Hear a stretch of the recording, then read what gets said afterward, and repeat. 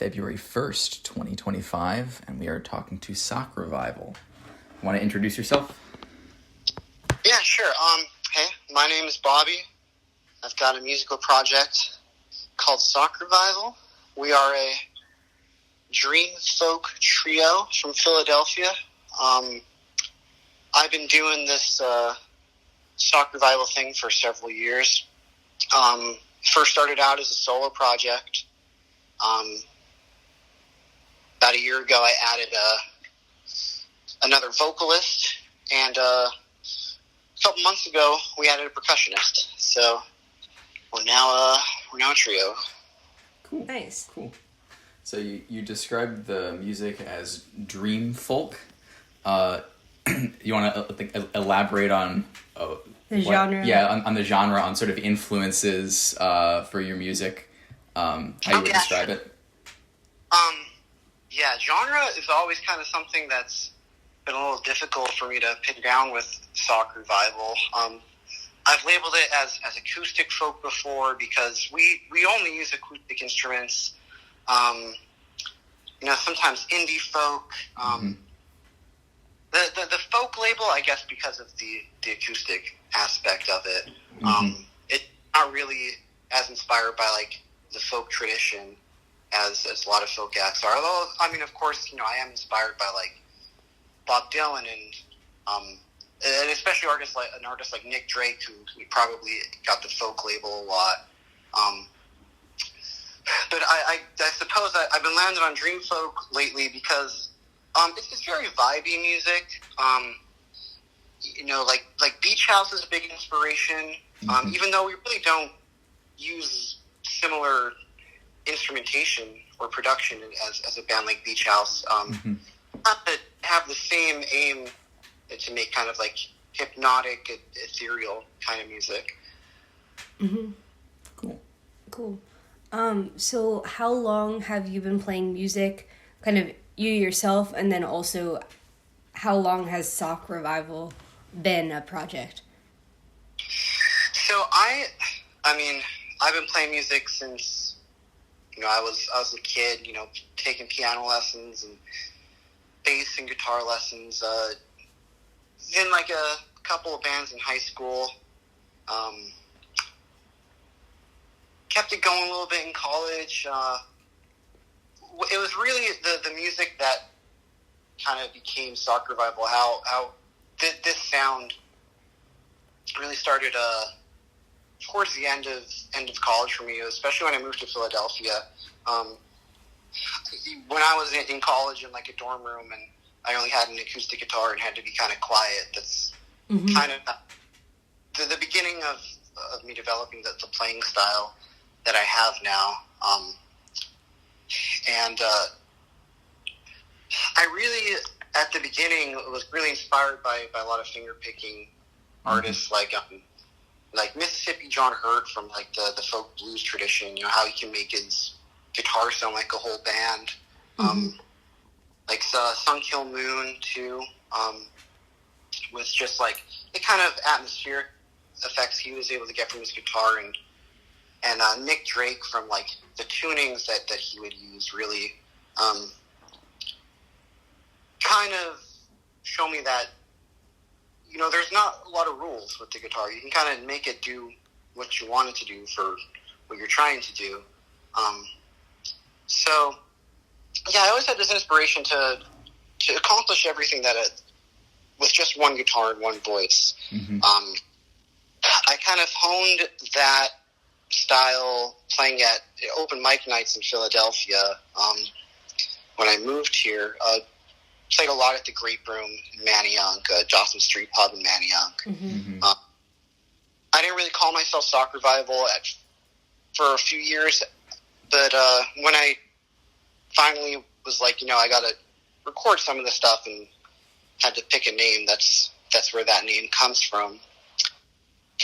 I released my first SoundCloud recordings of Sock Revival in 2017.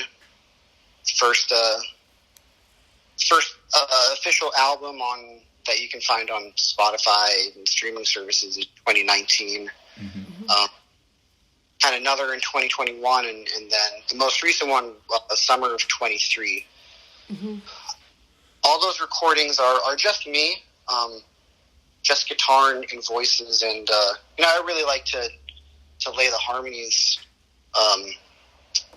above and below my voice in the recordings, and that's kind of how it came about.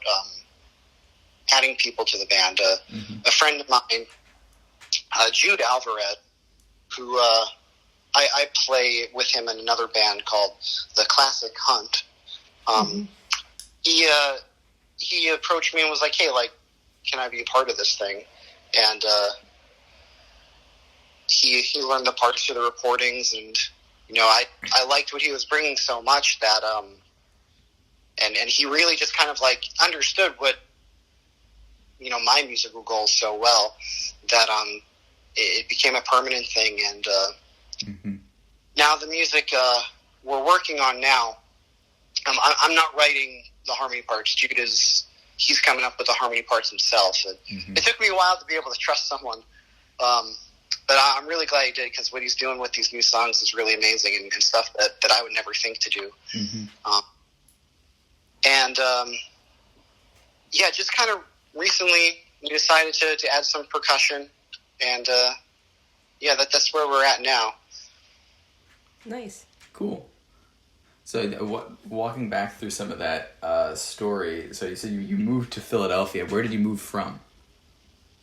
I grew up in northeastern PA, a little city called Hazleton. And,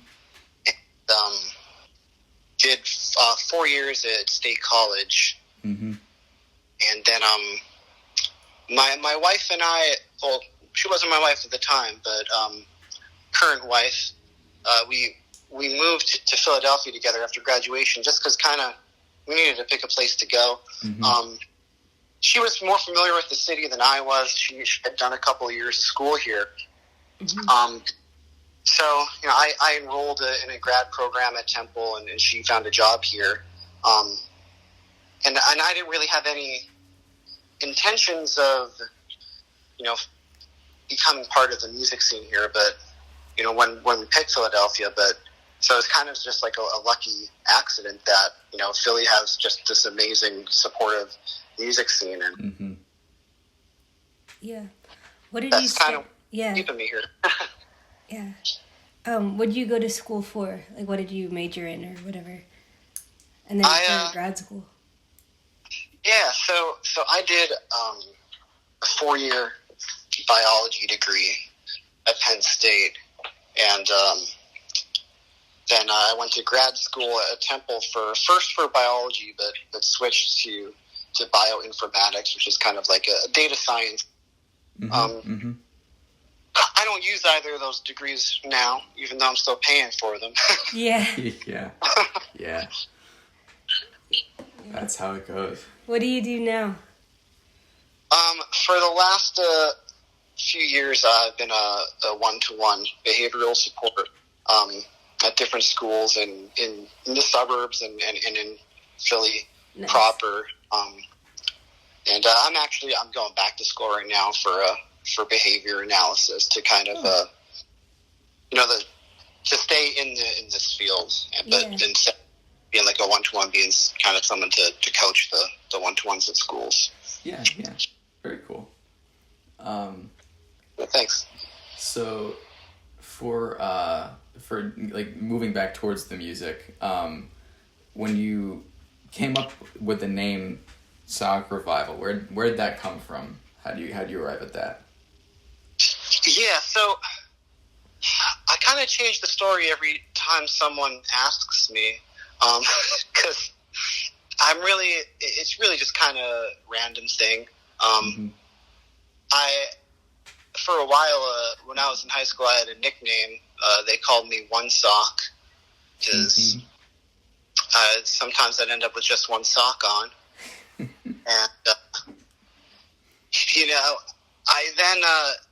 I used to have fun changing my Facebook name around back when people still use Facebook. One time I called myself Sock on Facebook. And back in the day, I used to use use like your Facebook profile to sign up for like different apps. Like I signed up for like, I made like an Uber account with my Facebook account, and not really thinking like what my name was, but like Uber driver called me Sock, Yeah. which is pretty funny every single time it happens. So that's kind of where the Sock comes from, and kind of Revival is just kind of I don't know, just syllables, I guess. Yeah, that's cool. I know I appreciate the amount of effort that you put into your Spotify profile. There's the whole crazy story about a sock and a fortune in the sock. It's pretty great. But I also have to ask, also on Spotify you get to link to all sorts of stuff, and you link to a Wikipedia page. And the Wikipedia page is for Anthracite. Right, yeah. Why? I'm so desperate to know. I mean, it's just kind of like an inside joke. Growing up in Hazleton, Hazleton was kind of immigrants moved there to mine anthracite coal, and it's one of those. Every area you grow up in, you learn the local history over and over again, and Hazleton sits on the world's richest vein of anthracite coal.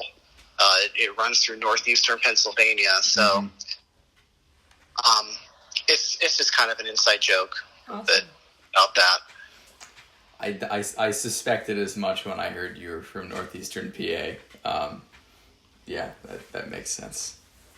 On the music once again, you talked a little bit earlier about your writing process and how that's changed, but do you want to go into a little more detail?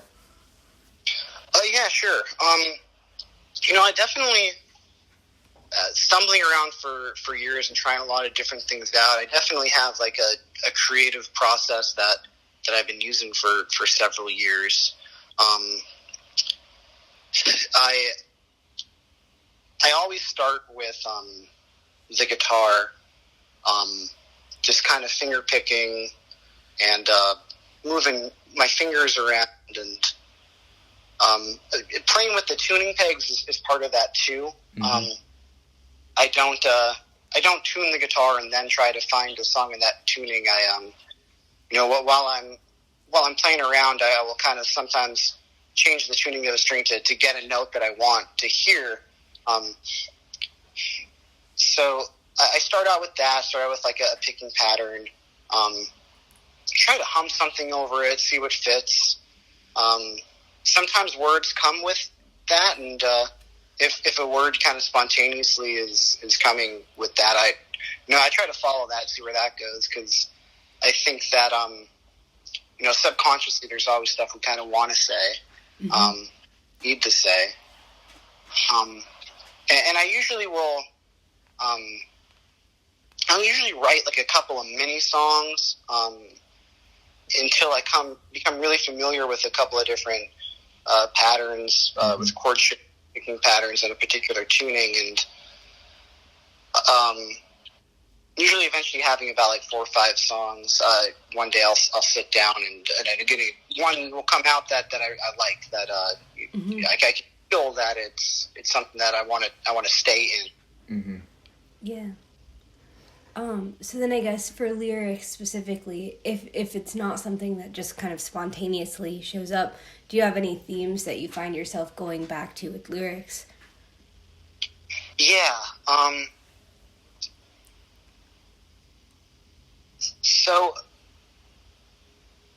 with lyrics, I do tinker them a lot. I try to find some seed of something that kind of spontaneously fits there. And then kind of build around that. Usually the themes are, I'm usually kind of inspired to write when I'm feeling introspective or melancholy. So a lot of my lyrics reflect that. I try try to think about, what I'm yearning for in moments like that. I try to pull inspiration for whatever's going on internally or externally. I would say that that's a lot of my writing is political, but very coded. Mm-hmm. There's a lot of I think I'm inspired a lot by alienation that we all feel trying to survive in capitalism. Mm-hmm. But I rarely write about I rarely zoom out, and write more of the personal experience of that. Yeah. I'd say a lot of my other themes are nature, or trying to the yearning for connection with each other and with the world. Mm-hmm. Mm-hmm. So then when you actually go to record a song, what does that look like? What's your recording and production process like? So I use voice memos a lot. I'll use voice memos while I'm working on a song, while I have song ideas. I'll listen to the voice memos for a couple of days while I'm working on a song. That's kind of how I settle on words and structure. Mm-hmm. I don't stick with a song if it's just not happening. Mm-hmm. My recording process has been a little different for each album, because I've made a huge backlog of songs over the years. My first couple albums were, I started from the beginning of songs that were 5, 6 years old, 7 years old. Mm-hmm. For my last album, I think I had a list of 30 songs that I wanted to record, and I was like, this is just too much. So I kind of 8 of them that Mm-hmm. I wanted to record. Mm-hmm. I do all my recordings at home. GarageBand, Nice. pretty simple setup. It works. It works. Oh, I'm sorry. What did you say? Oh, I just said it works. It works. Oh, thank you. 100%. Thank you. Yeah, I try to have a different sound for each album. My first one was all on nylon guitars, and I was really into getting a kind of a stereo image of the guitar, and using a lot of reverb on the voice. For my second album, I started out with the idea was to use an electric guitar and kind of find a perfect guitar tone. I got a little exhausted trying that, and my second album there's a lot of different things.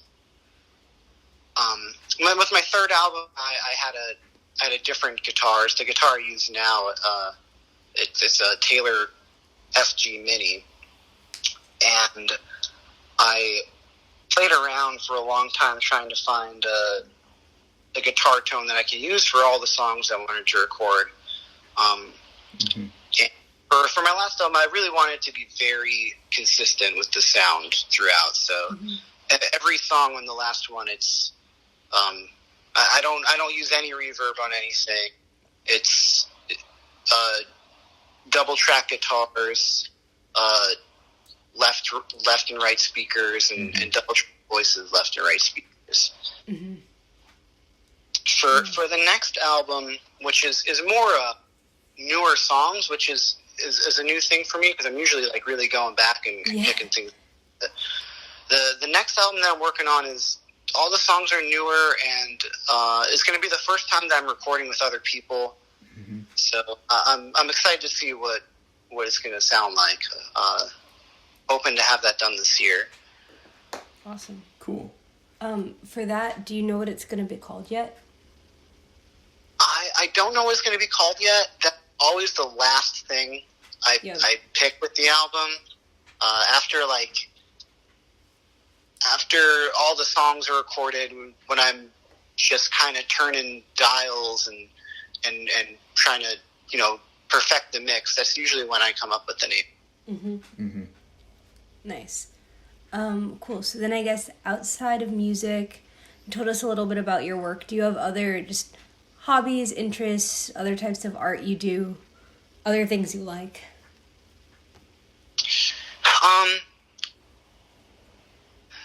So music is definitely, my biggest hobby. It takes up, when I have energy to do it, that's what I'm doing. That's what keeps me going. Mm-hmm. I do some drawing, some coloring, some other art, but it's just kind of for fun. Mm-hmm. I'm pretty basic with a lot of stuff, like I love football. Like I'm very excited about the Eagles and all that. Mm-hmm. But like, I'm also kind of looking forward to the season to be over. It takes up a lot of. Yeah. Mm-hmm. I'm into reading. Been mostly into poetry the last year or so. Taking my dog for walks, just spending time with my wife. Awesome. And just stuff like that. Yeah. That segues nicely into one of our questions that we always ask for Coffee House, which are first, do you have any pets? Oh yeah, so I have a Yorkie. His name's Dewey. He's 8 years old. He's right next to me right now. Mm-hmm. He was whining before because I wasn't giving him attention. I don't know if you heard.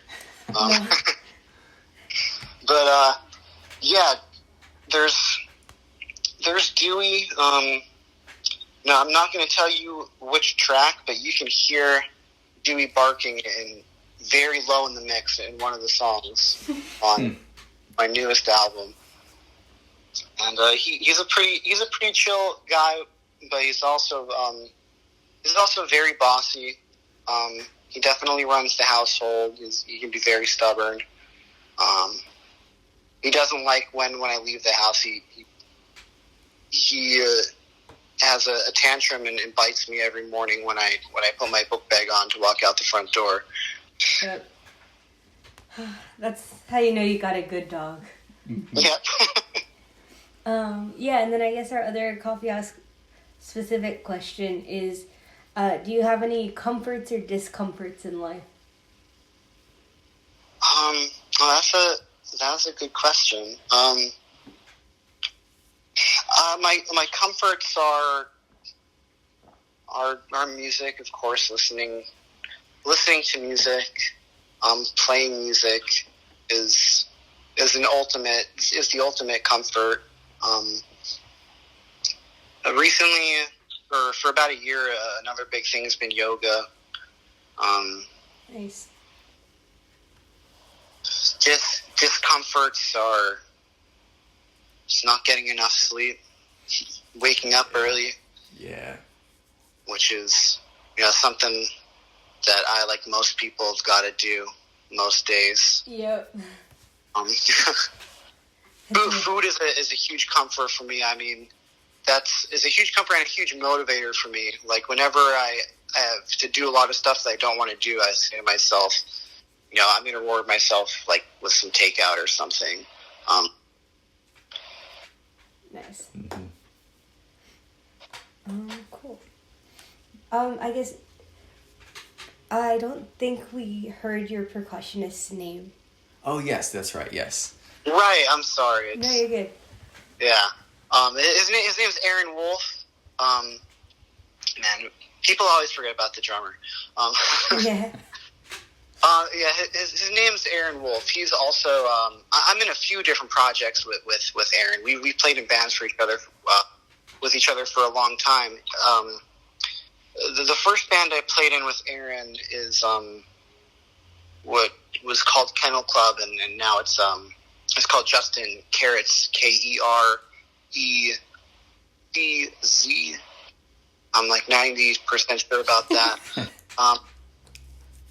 And that's more of it's more of like a rock kind of country rock, like Elvis Costello type group, where Justin he writes all the songs and I play bass and he plays the drums and actually recently Jude joined Justin's band as the keyboard player, so all of Sock Revival is in Justin's band, and all of Sock Revival is also in the Classic Hunt.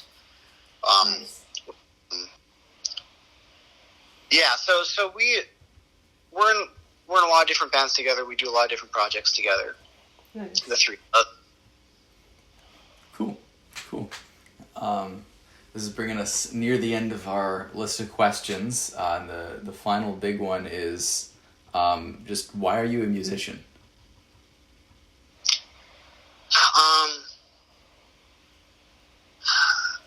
That's a good question. I mean, I guess from a young age, my dad is a musician, and he always looked so cool when he was playing the guitar and singing songs on the acoustic guitar or like jamming and stuff. So he taught me a lot.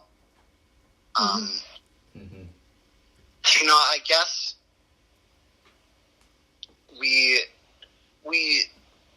end up doing a lot of things that we just have a natural proclivity for. We get that reinforcement for stuff that we're kind of good at, and music always kind of came easy to me. So there was a lot of reinforcement there. I would say that I decided I wanted to write songs when I was probably like 16. Became like obsessed with it. And I still do it because I don't know how to not do it. If I stop playing, if I stop writing songs, it's not a good feeling. I gotta keep doing it. It's really it's what keeps me going. It's how I process what goes on. It's what brings me joy.